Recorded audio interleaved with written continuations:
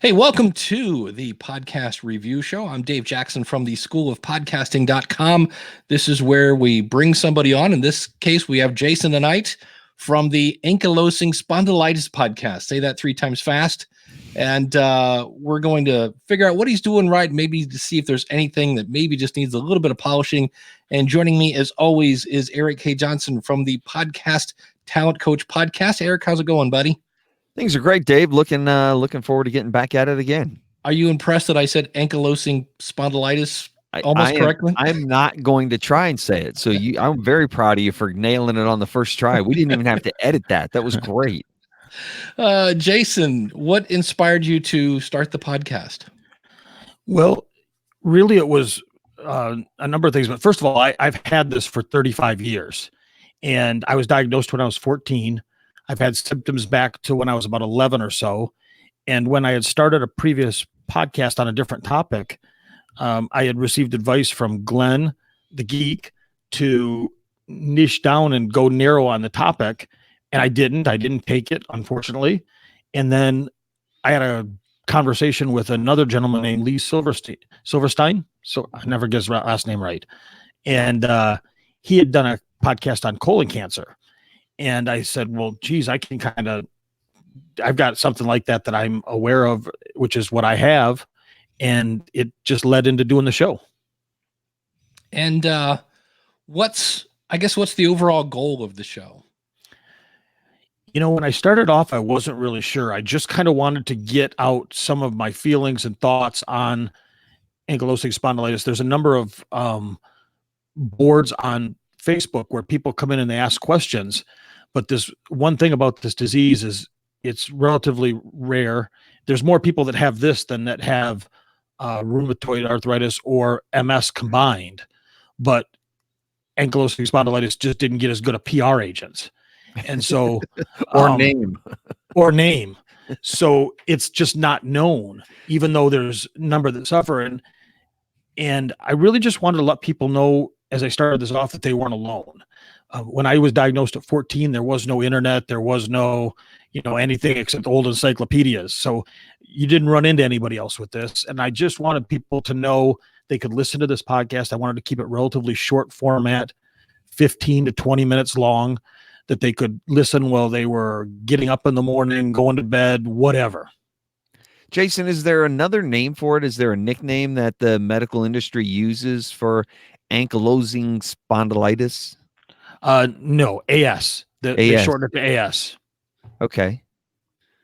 Is the show for those suffering from the disease, or for those who aren't, and giving them an opportunity to better understand it? The way I build the show is that it's for people that have it or caregivers of people that have it. Okay. Because it's a very difficult disease to understand because you're in constant pain. Now, every day is a different scale of pain, but you're always in pain. So if you had a spouse that had it, I did this show so that you could maybe listen to somebody else talk about their experiences with it and say, okay, it's not just my spouse being, overly dramatic or making things up. There really is something to this.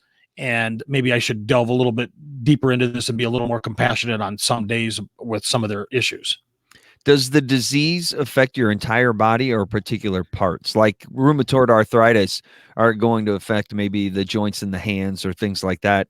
What does this disease attack?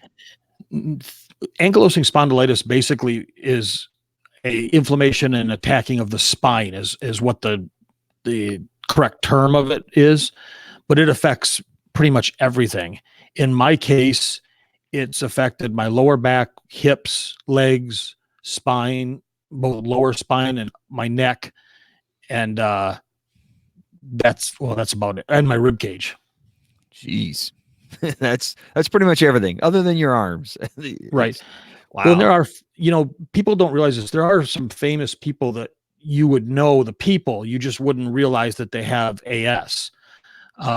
Dave, as a guitar player, you'll know who Mick Mars is. Yeah. Oh yeah. Mick Mars has AS. In that he treated it with Coke and all the other stuff. And if you watch the movie or read the book, you'll see what he went through. There's a gentleman named Dan Reynolds, who's the lead singer of the Imagine Dragons. He has AS. Now he's relatively early in it, so he's not the atypical. There is no atypical, but he has AS. If you go way back, you remember Ed Sullivan. Yeah. Ed Sullivan always stood hunched over, and that's a classic characteristic of AS. Well, that, and even when, if you think about the classic, ladies and gentlemen, the Beatles, he kind of turns his whole body instead of just his arm. It's kind of slightly awkward. And you kind of, now that I hear that, you kind of go, oh, well, that explains a lot. So yeah, his neck was probably fused. He didn't talk a lot about it, but his neck was probably pretty well fused at that point. Wow. Naturally or through surgery? Naturally. Wow. There's a couple ways. They're still looking at genetic things for it, but basically, most people with AS have a gene called an H. I'm going to forget it, but they have this. Excuse me. Most people with AS are genetically prone to having their bodies create, and this is really oversimplification of it, but they create too many white blood cells. When your white blood cells have nothing to do, they come up with something to do. In this case, it's attack your cartilage. So by the time I was 21, I had my first left hip replacement because they had eaten all the cartilage away in my left hip. At 21? Yeah, I had my right hip done at 23. Jeez. And then when a number of years, my right hip is still going strong, knock on wood. Left hip I've had done 2 more times since. And it also attacked, do you know what your sacroiliac joints are? No. Basically, when you put your right hand and touch your left foot and you bend down to do that, your hips are flexing. And part of that is your sacroiliac joint is allowing your hips to twist. It's kind of a break in the hip, but it allows your hips to have some flexibility to them. Okay. Most people with AS lose all mobility. I no longer have sacroiliac joints. They're completely fused over. Wow.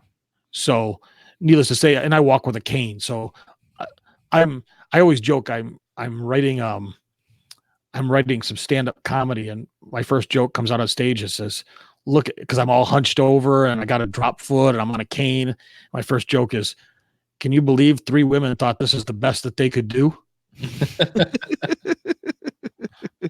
Nice. So if you can't have fun with it, there's always somebody out there that's worse off than you. So my message with this show is just to try and give people a lift up, give them something to say, hey, I'm not alone, something to think about, whatever. Yeah. Well, you're making great strides with that. Let's I'll play this is, I think, the opening, I don't know, maybe first 2 minutes or so. Welcome to the Ankylosing Spondylitis podcast, hosted by me, Jason Saga. I'm a 35-year plus spondy looking to bring the community closer. I'll be reaching out to organizations, doctors, nutritionists, and anyone that I think can help increase our spondy quality of life. Hello, welcome to this episode of the Ankylosing Spondylitis podcast. I want to start this episode off a little bit different today. I got an email from a gentleman, and I want to read an excerpt from the email to you. It really touched my heart to get this. It was really, really cool. It says, hey, Jason, my name is blank. I'm a 21-year-old law student who just got diagnosed in June with AS. I've spent my entire life in agonizing pain that resulted in breaking both my ankles twice, a broken neck, reconstructive shoulder surgery that ended my brief college baseball career, and a plethora of other physical and mental issues that would take too long to highlight in detail. I wanted to reach out to you because I was initially in denial about having an incurable disease, and it devastated me mentally. I had spent the majority of this summer feeling overwhelmed and depressed, which increased my flares and overall pain. The pressure of having law school in a few weeks was no help either. I had been in pretty bad shape until 3 weeks ago when I found your podcast one night. For whatever reason, your calm demeanor, honesty, and just authentic decency I could hear from you wanting to help people made me feel better about having this disease and genuinely eased my pain knowing that I am not the only person out here in a blinding pain that is impossible to articulate. I cannot thank you enough for doing what you have done by starting that podcast and opening up a dialogue about specific problems that such a small amount of the population would ever understand or deal with.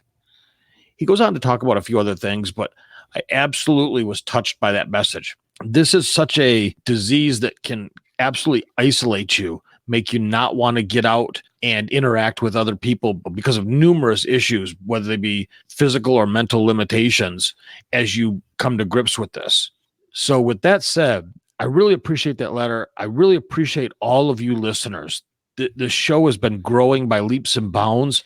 I can see the download numbers come in from around the world. It's just so fantastic to see not only fellow Americans, but everybody else around the world joining me in this journey for ankylosing spondylitis. Because whether we're in India, Brazil, United States, Australia, Japan, wherever, we may all have different accents. We might speak a different language, but we're all tied together by ankylosing spondylitis, which is a bond that nobody else can understand except for another person with ankylosing spondylitis. So, Eric, I'll let you start. What were your thoughts on the opening? I like the fact that it was quick. We got right to the point. We jumped right into the content. The very beginning of it, you start with you're a 35-year plus survivor of it. That really gives you some authority in the space. Gives us a reason to believe what you're saying and a reason to listen to you and thinking that you may be able to help us as we fight through it. So I love that part. I love the email part of it.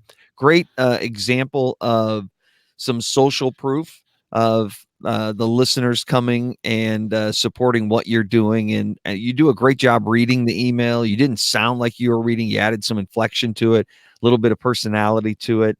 I like the opening of the show where you talk about bringing together experts like organizations and doctors and nutritionists and just trying to give people tips and help through it.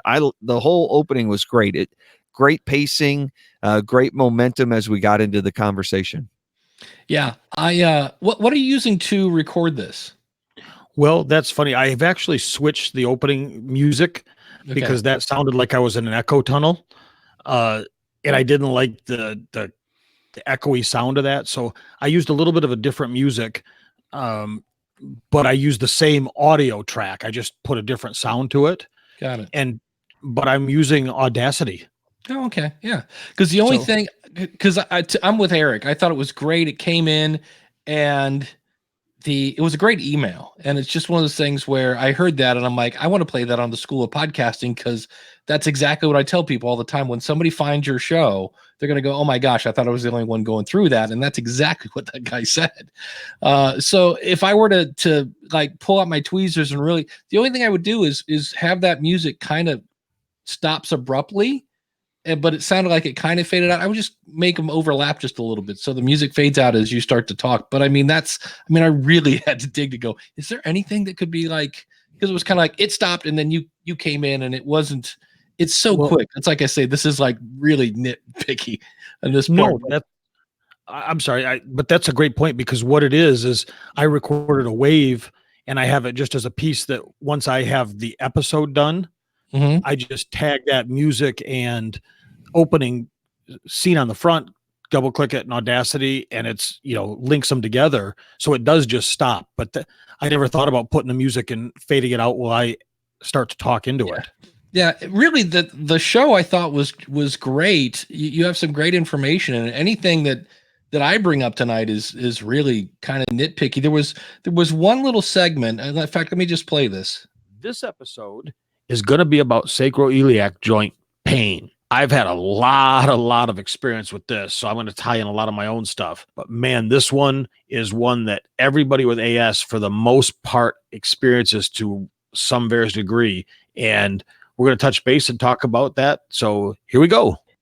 And it sounds weird, but because there's only one topic, I thought it was weird that you kind of introduced it and then did the topic when you could have just said, hey, today we're going to talk about such and such, and then just gone into it. But you introduced the topic and then said, let's get into it. And I'm like, well, I thought we were already into it because you said today we're going to talk about so-and-so. So again, these are very minor things. I just thought, I just expected you to keep on going because you started off with, This episode is going to be about sacroiliac joint pain. So I was just like, okay, well, I know where we're going, and here he goes. So we're going to talk about that. So I just thought it was, again, and I'm really nitpicking the fact that you're kind of like, hey, so let's start talking about it. And I'm like, I thought we were. So it was just a weird little thing. Like I say, I'm really getting nitpicky about that. No, because that's good feedback, because on my other show, I did 104 episodes that were all interview episodes. I never did an episode that was just me talking off the cuff. So now these episodes, I'm just talking, and I forget things because I might not have it storyboarded out or anything, and I just start talking, and that's the mistakes that happen. Well, that's actually, I think, one of the bright sides of the podcast is you do sound like it's not, I don't know if it's scripted or bullet points or what you got in front of you, but it didn't sound, it wasn't like, okay, today we're going to be talking about, where you're reading it to us. It just sounded like you were talking to somebody across the table, very conversational, and yet you were focused. It wasn't like all of a sudden you started talking about, I don't know. Remember this one time? Well, let me tell you, there weren't a bunch of tangents and you're talking about bow hunting in the middle of pain medications or something like that. So, one little adjustment that I would have made at the beginning was to get the definition of the disease a little closer to the front, because just coming into it and not knowing what ankylosing spondylitis is or how it affects anybody, I would have liked to have known that up front. Now you're telling me that the show is for those suffering from it or helping those who are. So I'm assuming most people who listen to the show are aware of what it is and how it affects the body. But you do give a pretty solid definition of it around 4.5 minutes into the show. And you kind of talk about what it is and how it affects the body. I would have liked to maybe have seen that a little closer to the front of the show, just to kind of bring people up to speed with what it is we're talking about and dealing with and fighting. And, the definition of the disease is pretty broad. And then we get down into, okay, now on this particular episode, we're talking about how ankylosing spondylitis affects the sacroiliac joint, and so now we're narrowing it down a little further. So that would be the only adjustment I would make to the beginning, is kind of move that definition up front a little more and just kind of make sure everybody's on the same page as we're starting off on the journey. Thank you. And then one other adjustment, and it was weird because normally this kind of thing happens either throughout the whole thing or it doesn't happen at all. And you had one little section at the end where you had a bit of a popping pee issue, alleviating some or all of this pain. But again, that's just one option. There's stretching that you can do to help, staying active, some simple bike riding. So we had bike riding pain. There were like 4 of them. They're like, and it's weird because you didn't have that problem at all through any of the other episodes. So I was like, I don't know what happened there, but that's just one of those things. Again, I'm kind of nitpicking. I'm like, all right, well, it may be that you're moving around or whatever, you're moving papers or whatever. But it was, and again, it wasn't like, oh my gosh, I'm tuning out. It was just like, what's going on with that? Because it wasn't there the rest of the show. Yeah, maybe the angle toward the mic just kind of changed as you were nearing the end or something. One thing I do want to point out is, because it's kind of interesting as I'm playing these, some of these I ran through Auphonic and some of them I did not. Like that one I did not, and I had to turn it up all the way on my mixer so we could hear it. And that is your recording level's a little low. Normally I want, like right here, you're at about tops -8. Most of this is down here about -14. And with audio, you want to get up, like when you get to 0, it's weird. You go up to 0. And so I usually shoot somewhere between -6 and -3. So it's like up here. And the good news is it didn't sound bad. A lot of times when you record super low, what fills in is a bunch of hiss. And so I didn't hear that. And when I listen to it now, I kind of cheat. I listen in Overcast, and Overcast kind of automatically adjusts the volume level, because some people record really loud and some people record really soft. And that way I don't have to blow out my ears. But it was just something that I was like, not sure what's going on here. But it's just, again, it wasn't a huge deal. But if I open up, we are looking at, I think, the whole thing. So if I look at I'll open up a file here. This was, and you're in mono. I accidentally saved it in stereo, but anyway, there's your original, and then phonic. It's up again around -3, -6. So it's just something you could record a little louder. The good news, like I said, it's kind of like, well, you could do this, but it wasn't like, at least for me, it wasn't a big deal. But there are some people that may be using other apps. I remember when I used to live up near Cleveland, and I was using the Apple Podcast app, and there were some people that recorded. So, well, I'll give you an example.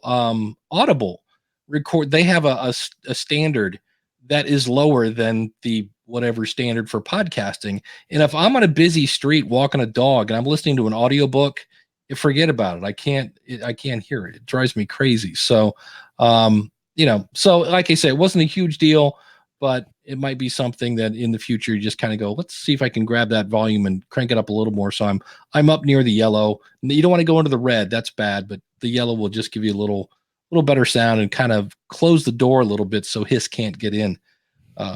But Eric, did you have any other thoughts on the overall flow of the show? We haven't got to the ending yet. It was the thing I kind of liked about it is you had one topic, you covered it well.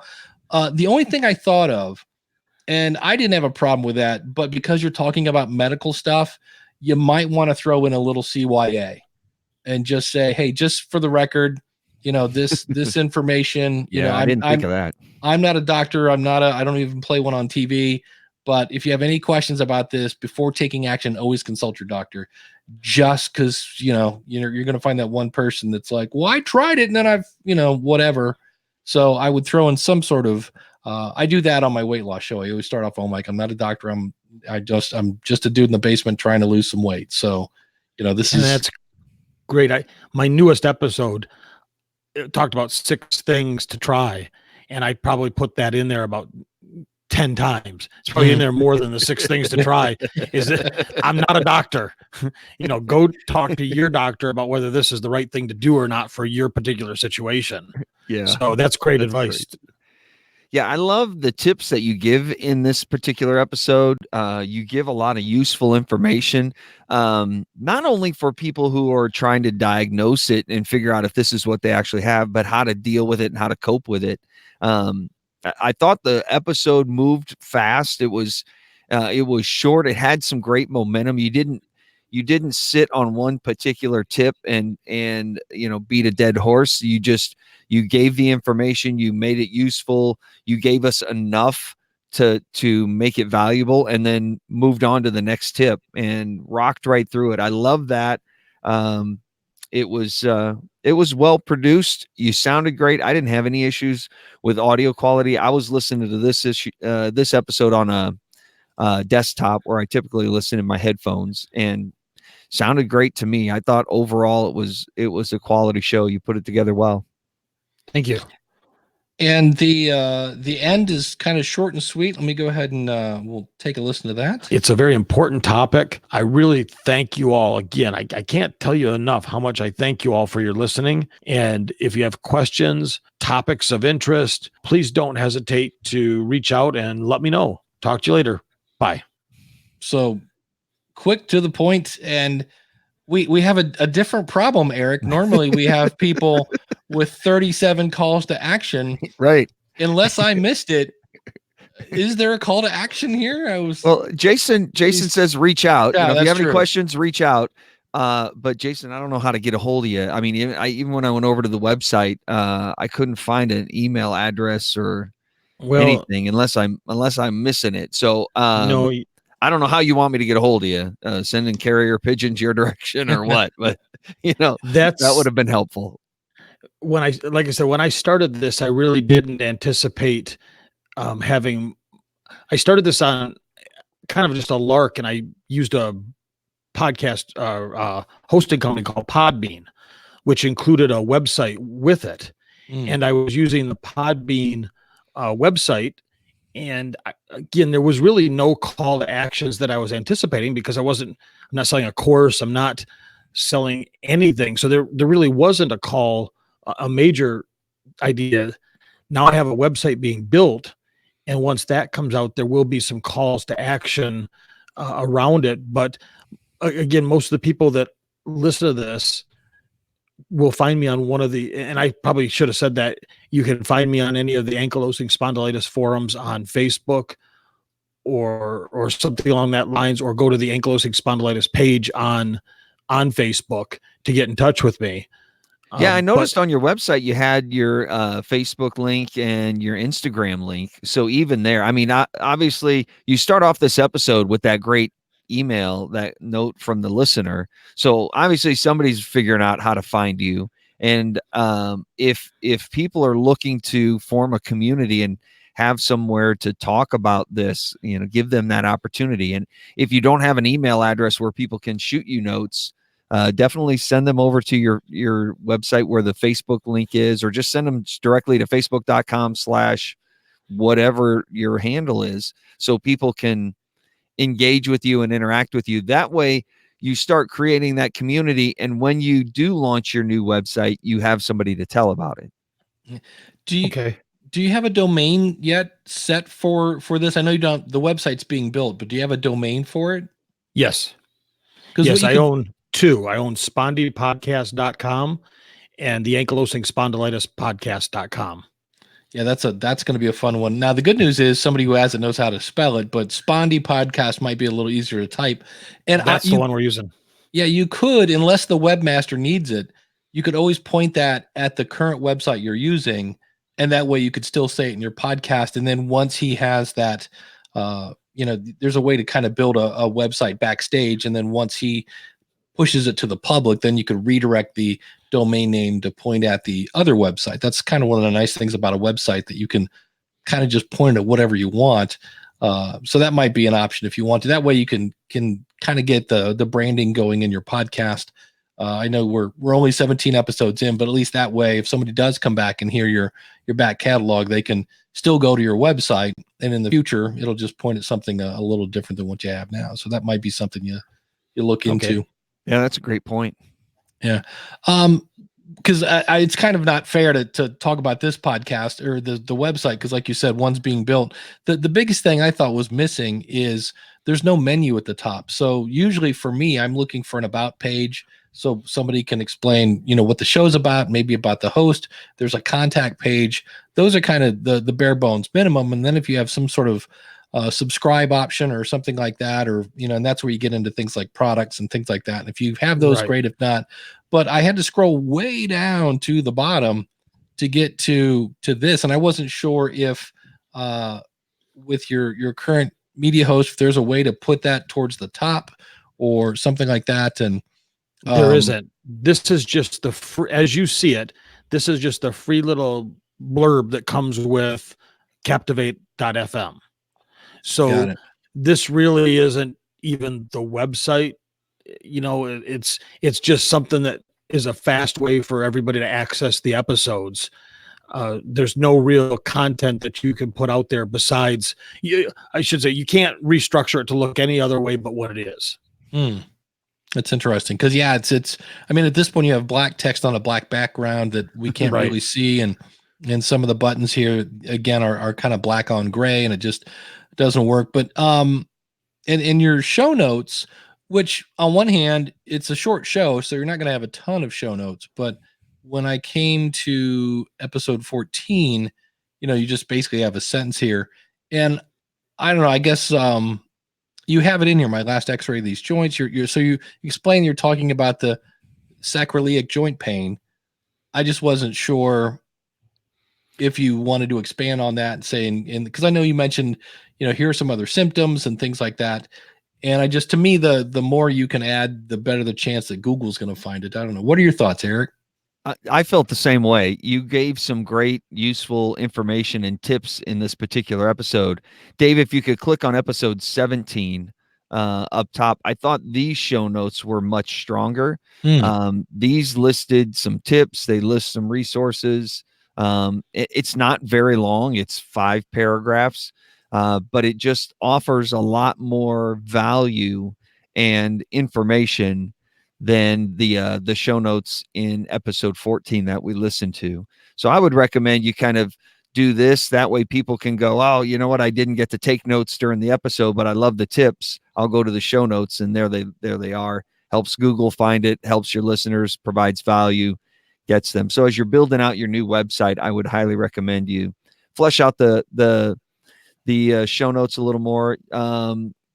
The plugin that I use typically recommends 300 words or more in order to help your SEO. So if you just flesh it out a little bit more than what you have. Will do. Thank you.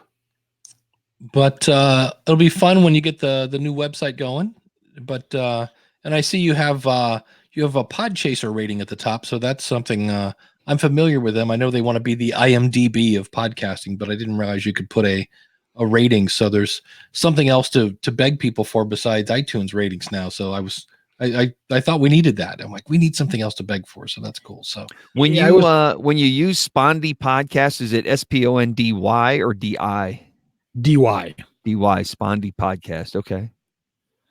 Yeah, and everybody with this condition, they call themselves saying I'm a spondy. So that's why I took it like that. It's a very readily known word for anybody with ankylosing spondylitis. Yeah, because they probably don't want to say I'm an AS like that. No. yeah. Yes, that's not good. They're not going to work. But all in all, it makes so much more sense because when I first got to the website, I was like, it's one of those where the show's pretty good. I liked it. It was quick to the point. I liked your kind of just conversational style, and I thought you had some great information. So all in all, really, most of my notes were about your website, but that makes sense now that you're having somebody else build one. Like I said, a couple things with the recording level. And again, that didn't cause me any problems. When I listened to it walking around the neighborhood with headphones on, and I could still hear it. So, but just, it's one of those things, if you get a chance, you might want to bump it up just a bit. I do like the fact that you got right in the weeds. Like the minute you start and you started talking about that joint pain, and instantly I had no idea what you were talking about. So I'm like, okay, good. This is, we're into the deep end of the pool already. And the fact that there was one area, I don't think I have the clip, but you actually said something that was almost like something you would say to somebody sitting next to you. Like, I don't know if I've told you this or something like that, but you really were talking to one person. And I was like, wow, that's a really great job of that. So Okay, thank you. Yeah. But Eric, any other final thoughts here as we start to wrap things up? I thought it was a solid podcast. I love that it was short and easily consumable, but just packed full of useful information. You moved through it pretty quickly, but not too fast to where the listener wasn't grabbing it. I'd like to see the definition of the disease a little earlier in the episode to get everybody on the same train before it pulls out of the station. And you hit the tracks running. The show has great momentum. You have a great conversational style. But at the end, make sure people have a way to get in touch with you so they can share in the community and be part of what you have going. And is there any kind of, like, I know there's different cancer foundations and is there any kind of official AS foundation? Not a foundation. There's an organization out of California, the Spondylitis Arthritic. I don't have it right here in front of me, the exact name of it, but yes, there's an organization out of California that is set up for, now it's set up for all spondyloarthritis, I just butchered the name, but it's ankylosing spondylitis. It's psoriatic arthritis. There's a number of them that all tie in under this same heading. Okay, because I was going to say you might want to reach out to those folks and say, hey, I've started this podcast about AS. Would you care to partner with this? I could help promote what you're doing. You could promote what I'm doing. Maybe later give me some money because I'm helping your cause. Depending on, but I've run into some people that will do that. I know we mentioned Lee Silverstein earlier. I know he's partnered with some people. I know a few people, especially in the nonprofit area, where they'll reach out to the biggest organization and kind of say, hey, you're trying to get the word out. I've got your target audience here. And plus they might have, something that if you ever want to add like a news segment or something like that, they might be a great source of information. So that would be my only kind of suggestion going forward. You might want to look into, and just in terms of growing your audience. So that's in the talks right now. Nice. Did you have any questions for us? No, Dave, it's you got me started doing the podcasting.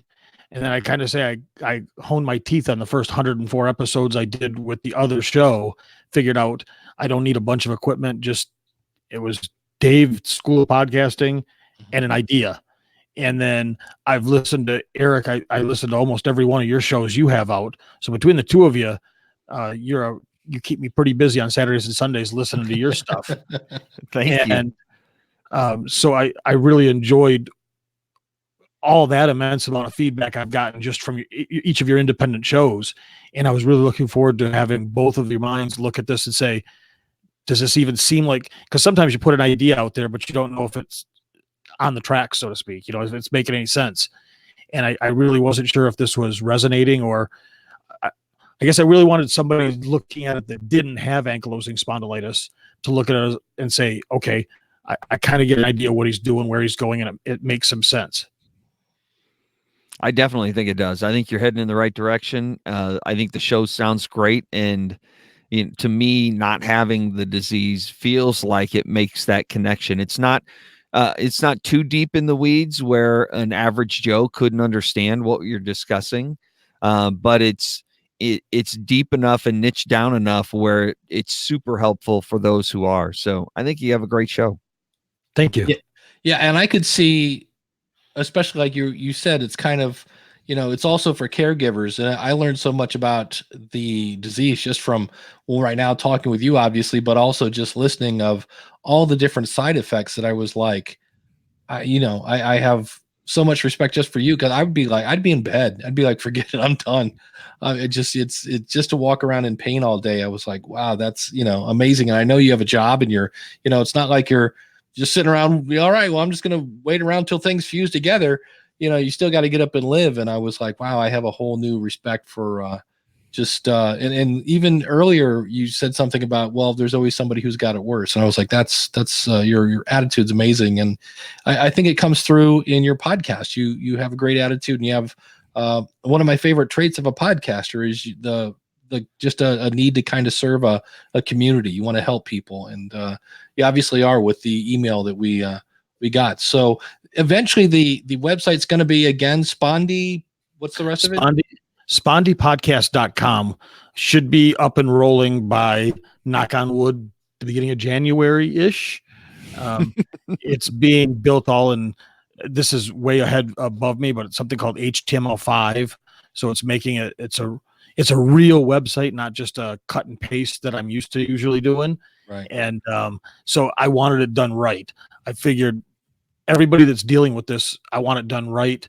I'm going to have, because I've got people that listen around the world, I found out a way to make sure that if anybody is in Australia, Europe, United States, Canada, they want to buy an Ankylosing Spondylitis podcast t-shirt of, links to each one so that it can be fulfilled.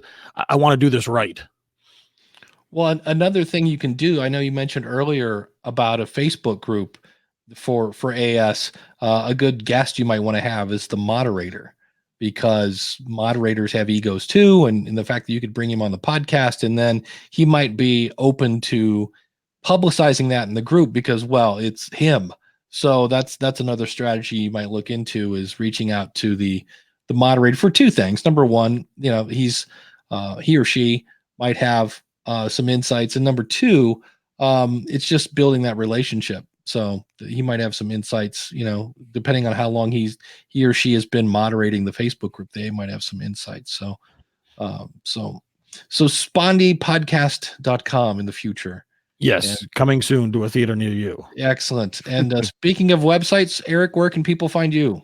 Always over at podcasttalentcoach.com. All my helpful worksheets and resources, coaching information, all right there for you anytime you need it. How about you, Dave? You can find me at schoolofpodcasting.com. And if you would like to be reviewed, it's super simple. Just go over to podcastreviewshow.com. Jason's got the seat all warmed up for you, and we'd be happy to help you again figure out what you're doing right so you can do more of that and find those things that might need just a little bit of polishing. So thanks again for listening, and we'll see you again real soon with another episode of the Podcast Review Show.